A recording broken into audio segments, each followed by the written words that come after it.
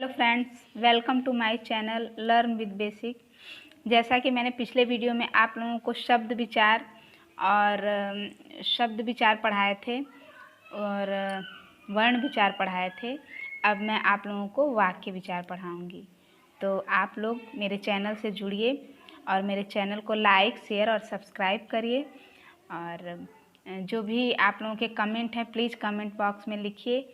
और आप लोगों को जो भी कंटेंट समझ में आया है उसको भी लिखिए, जो नहीं समझ में आया उसको भी बताइए। मैं आप लोगों के कमेंट का उत्तर देने का प्रयास करूँगी। और तो चलते हैं। अब हम लोगों ने पिछले वीडियो में पढ़ा शब्द विचार और वर्ण विचार, और अब हम लोग वाक्य विचार के बारे में पढ़ेंगे। तो चलिए फ्रेंड्स, आगे बढ़ते हैं। वाक्य विचार, वाक्य क्या होता है पहले हम लोग इसके बारे में जानेंगे, ठीक है। तो वाक्य, यहाँ पे हम लोगों ने कंटेंट बनाया हुआ है वाक्य। तो सबसे पहले हम लोग वाक्य विचार के बारे में पढ़ेंगे। वाक्य क्या है? एक ऐसी प्रक्रिया, जैसे जब हम शब्द पढ़ रहे थे तो हमने बताया आप लोगों को कि वर्णों से मिलकर एक शब्द की रचना होती है। जैसे क एक वर्ण है और इसमें अगर हम ल वर्ण को मिला दें तो कल, यानी एक शब्द की रचना दो वर्णों को मिलाकर होती है, तो इससे शब्द की रचना हुई। अब उसी शब्द को जब हम लोग वाक्य में बनाएंगे तो इस शब्द से मिले हुए वाक्यों को हम लोग लिखेंगे। एक वाक्य अगर हमें बनाना हो तो हम इन्हीं शब्दों को जोड़ जोड़ के एक वाक्य तैयार करते हैं, ठीक है फ्रेंड। जैसे राम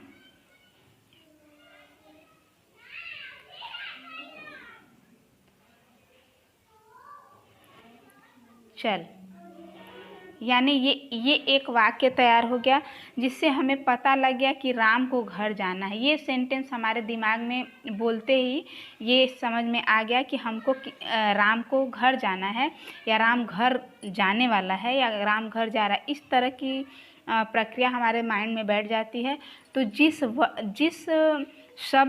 वाक्य से ये पता सही सार्थक तरीके से पता चले उस वाक्य का मतलब क्या है, जिससे हम बोलने वाले हैं वो समझ जाए, और जैसे वो हमसे कहने वाला है हम समझ जाएं, तो उसी प्रक्रिया को वाक्य में रखा गया है। यानी इसकी परिभाषा को हम पहले देख लेते हैं। वाक्य की परिभाषा, यहाँ पे मैंने सबसे पहले आप लोगों के लिए वाक्य की परिभाषा यहाँ पे रखी हुई है।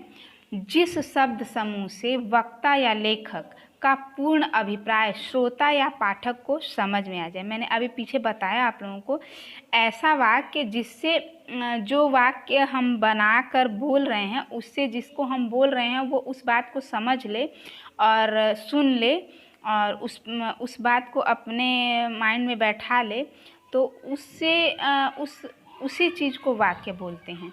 जैसे कि अगर मैं कहूँ कि आम खा, तो आम खा मतलब आम खा, तो इससे एक सार्थक शब्द की अभिव्यक्ति हो रही, एक सार्थक वाक्य की अभिव्यक्ति हो रही। तो ऐसे इस प्रकार से हम लोग एक सार्थक शब्द को जब एक सार्थक वर्णों से मिलाकर शब्द बनाते हैं और शब्दों से मिलाकर एक वाक्य की रचना करते हैं, तो उसी के वाक्य कहते हैं। वाक्यों का मतलब दूसरे शब्दों में एक बार आप लोग और समझ लें, विचार को पूर्णता से प्रकट करने वाली एक क्रिया से युक्त पद समूह को वाक्य कहते हैं। जैसे सरल शब्दों में एक बार देख लीजिए, वह शब्द समूह जिससे पूरी बात समझ में आ जाए। मतलब जब हम लोग किसी वाक्य को बोलें तो वो वाक्य हमें पूरी तरह समझ में आ जाए, वही वाक्य होता है। जैसे विजय खेल रहा है, बालिका नाच रही है, सीता गा रही है, राम खाना खा रहा है, वो स्कूल जा रहा है, ये घर आ रही है, तुम कहाँ थे। मतलब ऐसे कई वाक्य जिससे हम लोगों को ये समझ में आ जाए कि जो हम बोल रहे हैं वो सामने वाले को पूरी तरह से बात समझ में आ गई है, उसी को हम वाक्य बोलते हैं, ठीक है। तो सबसे पहले आप लोगों ने ये समझा कि वाक्य विचार क्या होता है। वाक्य क्या होता है? कुछ शब्दों से मिलकर हम एक वाक्य का गठन करते हैं, उसी को वाक्य विचार कहते हैं। जब हम लोग एक वाक्य बनाते हैं तो उसमें कई वर्णों को मिलाकर एक वाक्य का गठन होता है। जैसे सीता घर चल। ठीक, तो इसमें हमने सीता लिया, घर लिया, चल लिया, यानी एक ये शब्द लिया, एक घर लिया, एक चल लिया, यानी इन सब शब्दों को मिला के हमने एक वाक्य का गठन किया, हमने एक वाक्य तैयार किया। तो वाक्य वही है, वह शब्द समूह जिससे पूरी बात समझ में आ जाए वो वाक्य होता है। यहाँ तक आप लोगों ने, मेरे ख्याल से आई थिंक आप लोगों ने ये अच्छे से समझ लिया। हम लोग आगे बढ़ते हैं। इसमें कुछ मैंने मतलब कि कुछ आचार्य जो हिंदी में विद्वान हैं उनके एकाध थोड़ा सा संस्कृत ले करके आप लोगों को समझाने का प्रयास किया है।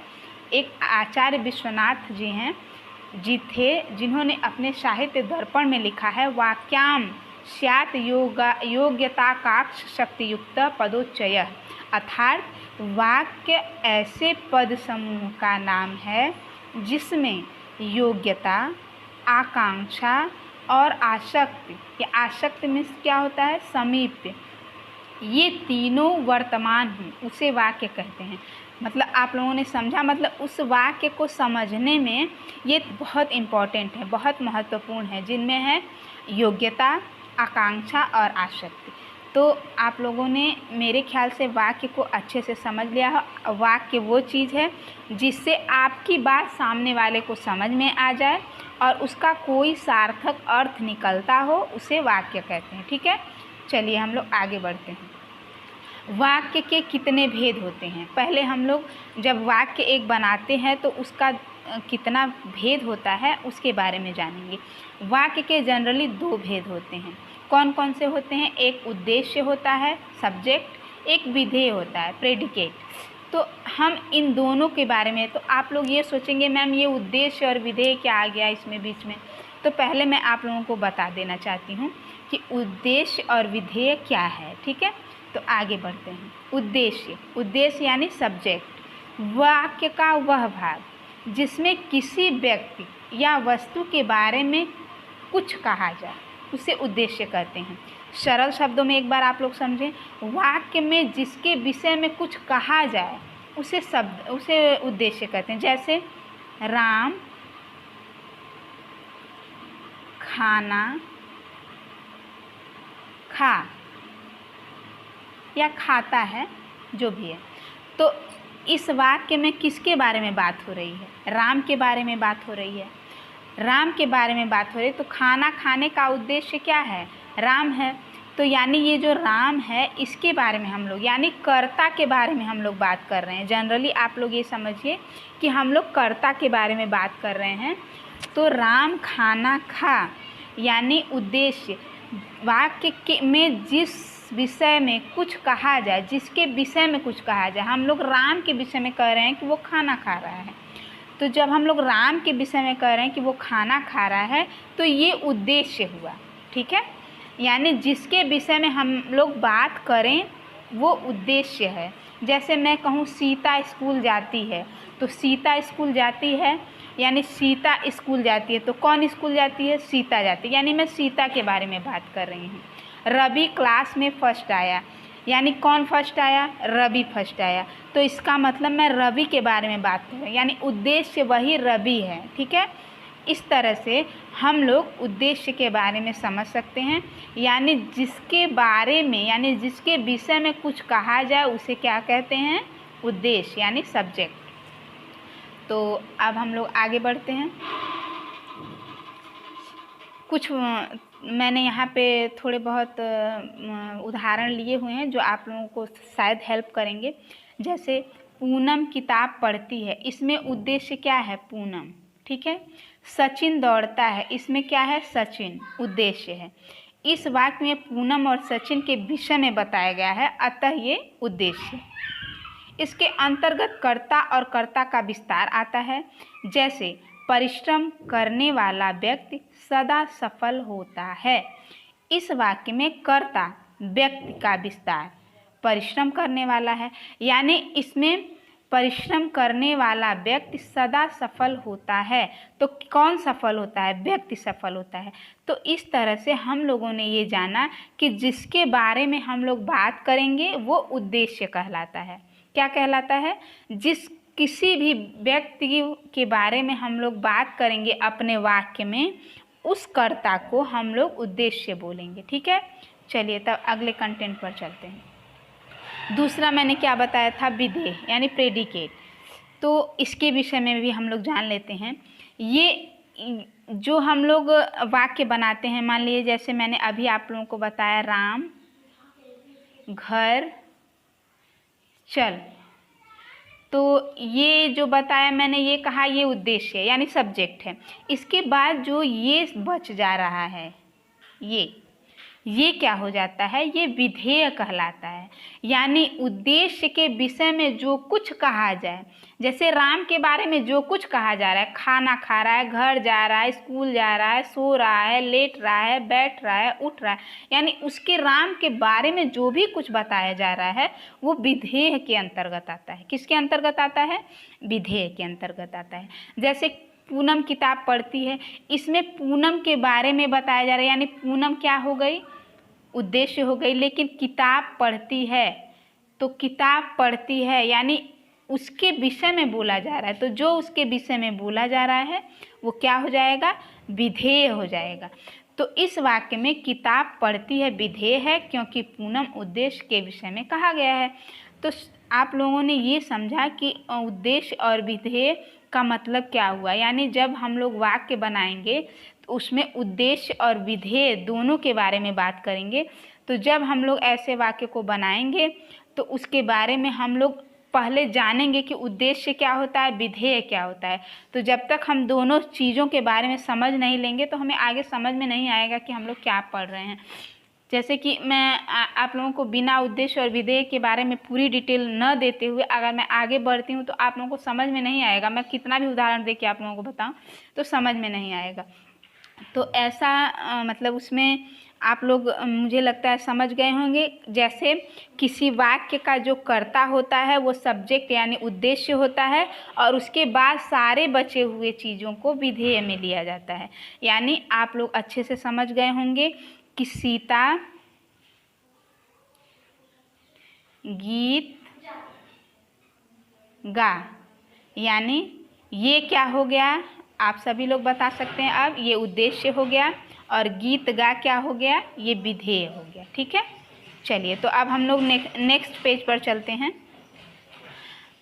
दूसरे शब्दों में वाक्य के कर्ता उद्देश्य को अलग करने के बाद, मैंने अभी बताया उद्देश्य को अलग करने के बाद जो कुछ बच जाता है, जो कुछ आपके पास कंटेंट बचा हुआ होता है वो किसके अंतर्गत आता है, विधेय के अंतर्गत आता है।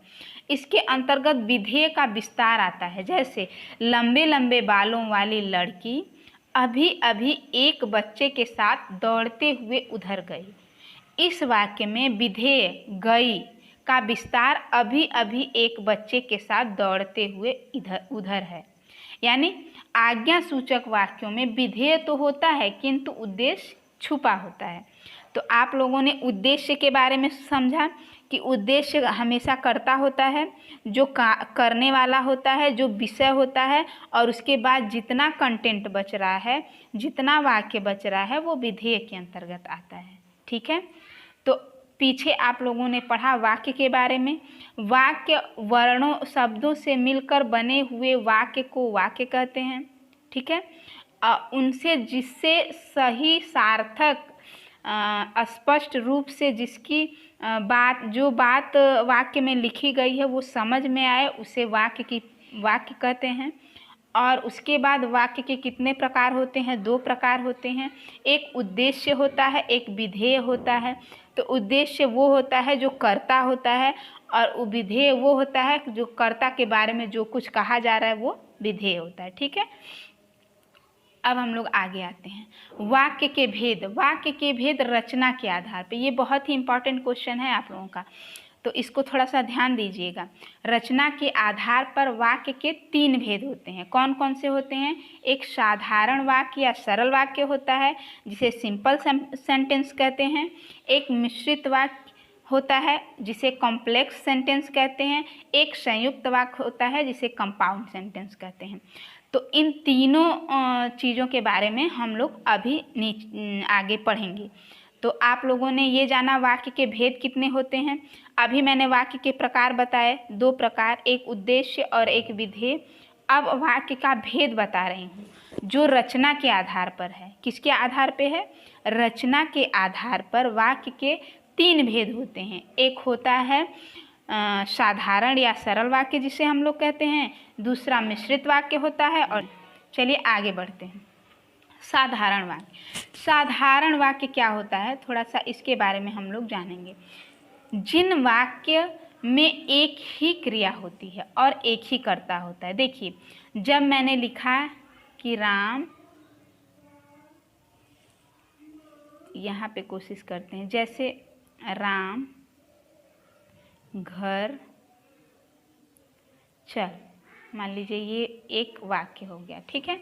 इसमें आप लोगों ने वाक्य समझा कि ये वाक्य बता रहा है कि राम को घर चलना है, या वो जा रहा है, या चलना है, जो भी, ये समझ में आ गया। आप लोगों ने इसका उद्देश्य जान गए होंगे कि राम इसका उद्देश्य और घर चल इसका विधेय है। ये भी आप लोग अभी पीछे मैंने जो पढ़ाया उस हिसाब से ये वो हो गया, ठीक।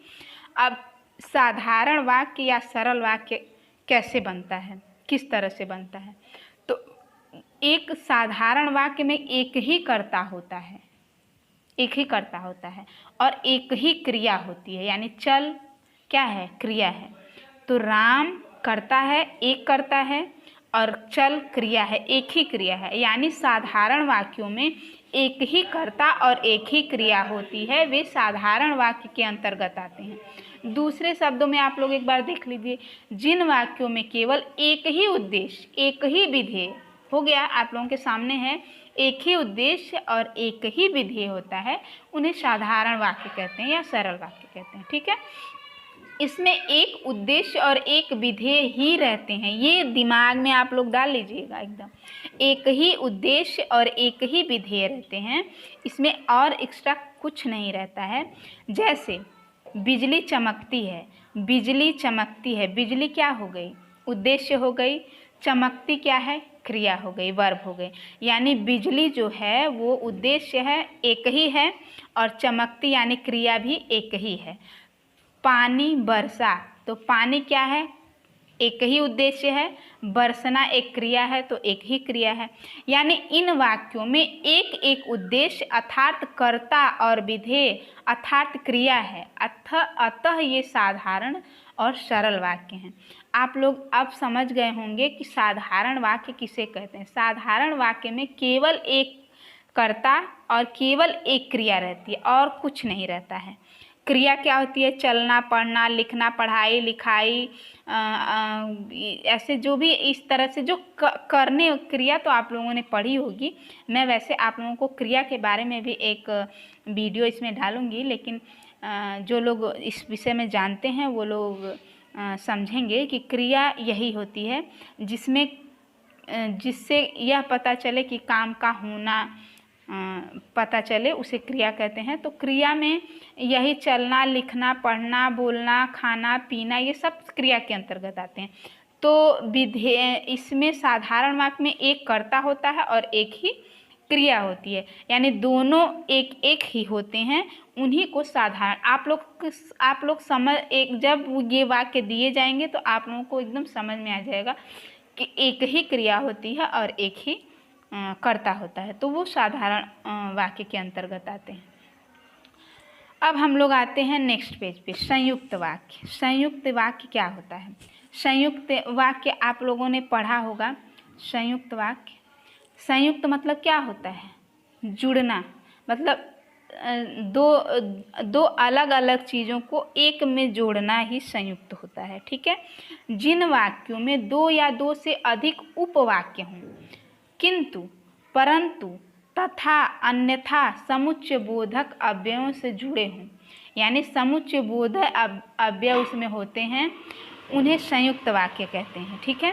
जैसे और, तथा, एवं, यद्यपि, ये सब संयुक्त वाक्य को जोड़ने का कार्य करते हैं। जैसे घड़ी में अलार्म भर दो ताकि, ये ताकि जो है ये समुच्चय बोधक अव्यय है।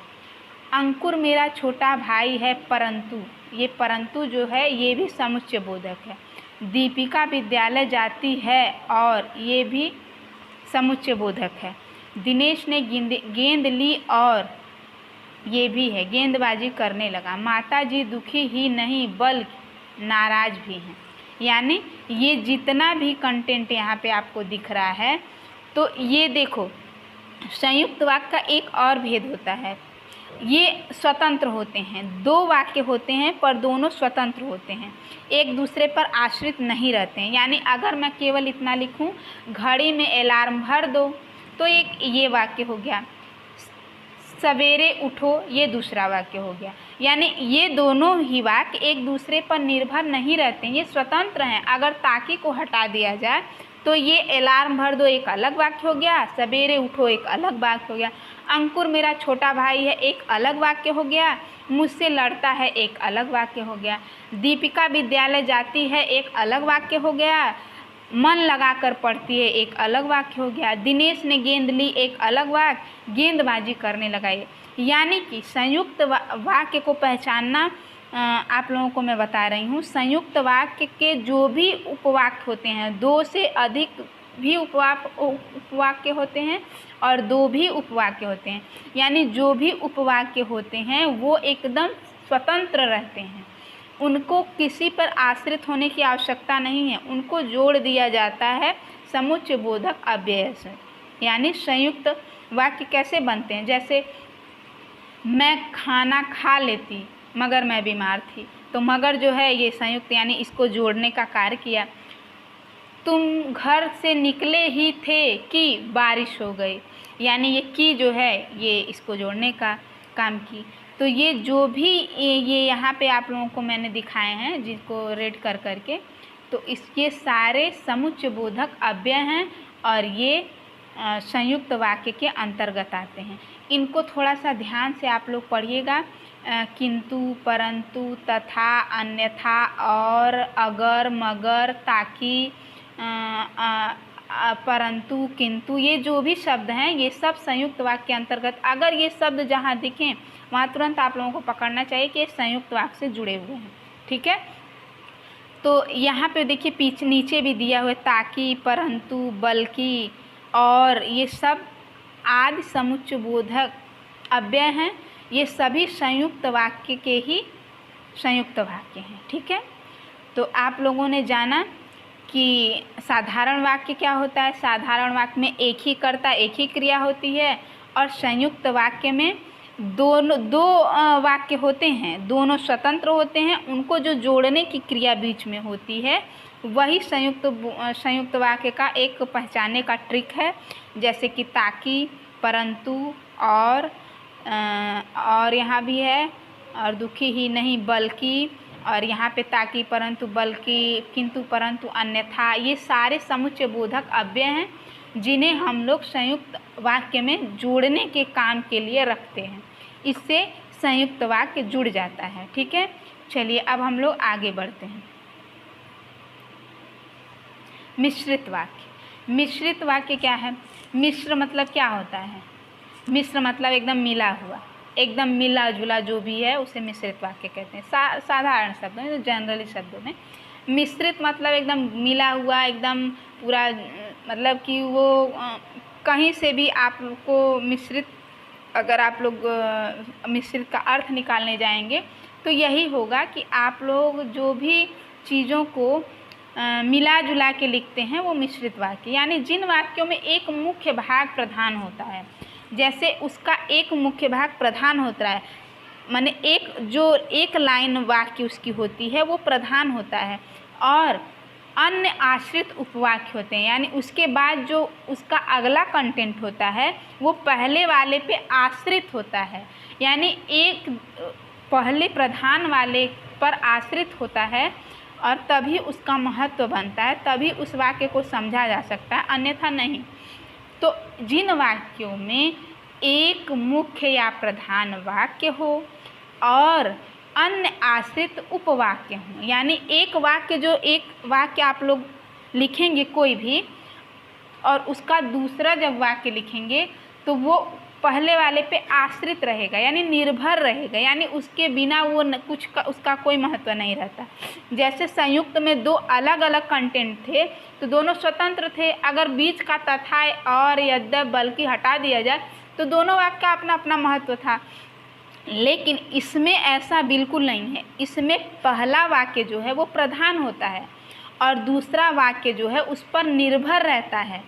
तो ऐसे वाक्यों को मिश्रित वाक्य कहते हैं। जैसे इनमें एक मुख्य उद्देश्य और मुख्य विधेय के अलावा एक से अधिक समापिका क्रियाएं होती हैं। जैसे ज्यों ही उसने दवा पी वह सो गया। देखिए, ज्यों ही उसने दवा पी इतना हुआ, वह सो गया, ठीक है। अगर आप इतना ही लिखें ज्यों ही उसने दवा पी, बस उसके आगे अगर ये न लिखें वह सो गया, तो क्या इस वाक्य का महत्व आप लोग समझ पाएंगे? इस वाक्य को समझना बिल्कुल नामुमकिन। ज्यों ही उसने दवा पी क्या हुआ? तो ये क्वेश्चन बन रहा है ना कि क्या ज्यों ही उसने दवा पी तो क्या हुआ, मतलब ये क्वेश्चन दिमाग में उठ रहा है ना। अगर वह ये ना लिखें कि वह सो गया, लेकिन ये वह सो गया जो है इसी पे आश्रित है, यानी ये इस वाक्य, ये प्रधान वाक्य है, इस पे ये आश्रित है, वह सो गया, तभी इस वाक्य को हम लोग समझ पाएंगे। तो वो वाक्य जो प्रधान पर आश्रित रहते हैं, ऐसे वाक्यों को मिश्रित वाक्य कहते हैं। यदि परिश्रम नहीं करोगे, बस अगर हम लोग इतना लिखें, यदि परिश्रम नहीं करोगे तो क्या, तो हम लोग नहीं समझ पाएंगे। इसके आगे का जो उत्तीर्ण हो जाओगे, ये लिखना इम्पॉर्टेंट है। ये जो वाक्य है ये इस पर आश्रित है। मैं जानता हूँ कि तुम्हारे अक्षर अच्छे नहीं बनते। मैं जानता हूँ कि, तो इसमें क्या है, कि लगा हुआ है, यानी इन सब को जोड़ने के लिए जो वाक्य का प्रयोग हुआ है वो मिश्रित, यानी उसने ज्यों ही दवा पी वह सो गया।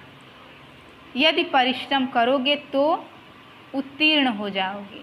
मैं जानता हूँ कि तुम्हारे अक्षर अच्छे नहीं बनते, यानी मिश्रित वाक्य ऐसा है कि उसका जो प्रधान वाक्य है उस पर उसका उपवाक्य निर्भर रहता है, यानी उसका उपवाक्य जो है वो निर्भर रहता है। मुख्य उद्देश्य और मुख्य विधेय के अलावा एक से अधिक समापिका क्रियाएं होती हैं। देखिए, इसमें उसने दवा पी एक क्रिया है, वह सो गया दो क्रिया है। यदि परिश्रम करोगे एक क्रिया है, उत्तीर्ण हो जाओगे दो क्रिया है। मैं जानता हूँ कि तुम्हारे अक्षर अच्छे नहीं बनते, यानी इन सब में दो दो क्रियाएं हैं। तो मिश्रित वाक्य को पहचानने के लिए आपको ये देखना होगा कि जहाँ दो क्रियाएं हों और उसमें सो, तो, कि, क्योंकि, तब, जहाँ, यहाँ, वहाँ, ये सारे जो भी अक्षर हैं ये अगर वहाँ बीच में दिखें तो आप लोगों को तुरंत पकड़ना होगा कि वो मिश्रित वाक्य हैं। और संयुक्त वाक्य जो है उसका दो वाक्य होता है, बट वो दोनों स्वतंत्र होते हैं और उनके में एवं, और, यथा, अन्यथा, यद्यपि, ये सारे वाक्य बीच में आते हैं जिससे वो वाक्य बनते हैं और जुड़ते हैं, उन्हें संयुक्त वाक्य कहते हैं। साधारण वाक्यों में एक ही क्रिया और एक ही कर्ता होता है, वो साधारण वाक्य होते हैं। तो आज आप लोगों ने रचना के आधार पर वाक्य के तीनों भेदों को समझ लिया होगा। मैंने पूरी कोशिश की है कि आप लोगों को ये बेसिक तरीके से समझाने का प्रयास किया है। मुझे लगता है कि आप लोगों को समझ में आ गया होगा। प्लीज़ आप लोग मेरे चैनल को शेयर करिए, सब्सक्राइब करिए और लाइक करिए, और मुझे आप लोग बहुत सारा प्यार दीजिए ताकि मैं आगे बढ़ूं। और ठीक है, तो फिर चलते हैं अगले वीडियो में, फिर हम मिलेंगे जिसमें मैं दूसरा कंटेंट लेकर आऊँगी। और आप लोगों का जो भी कमेंट है वो कमेंट बॉक्स में ज़रूर लिखिए, जो भी आपके दिमाग में इसको, और जहाँ भी कुछ नहीं समझ में आया है तो प्लीज़ आप लोग बताएंगे ताकि मैं उसे और अच्छे तरीके से समझाने का प्रयास करूं। तो ठीक है, चलते हैं। Thank you.